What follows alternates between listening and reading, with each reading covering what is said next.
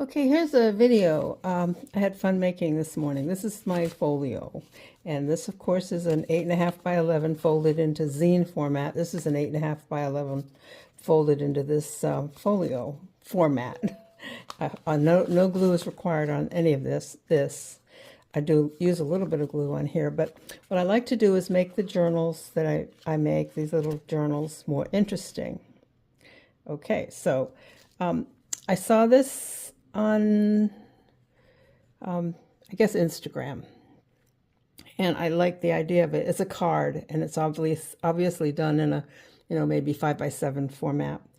And this is what it does. It kind of gives you that little cute fold. And it starts with a base like that, only the base has a little extension on either side to be folded in.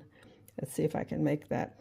And these are the two pieces that are on the top. And then this is that thing, this thing here is a square.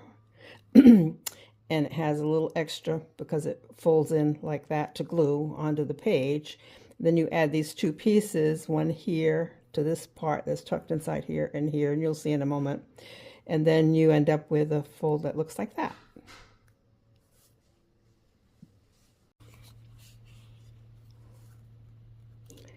Let's see. Yep. And there it is.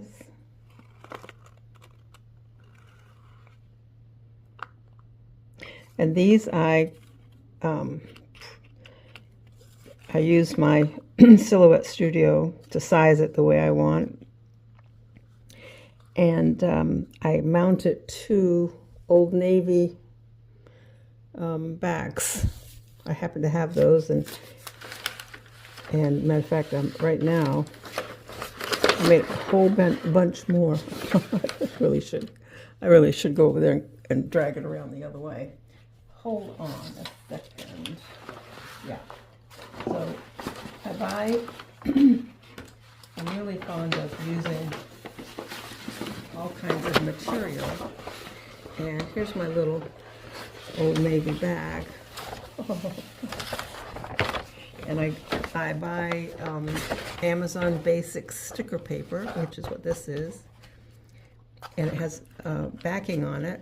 And I just take the backing off and adhere it to anything that has writing on it, so that I end up with a back like that.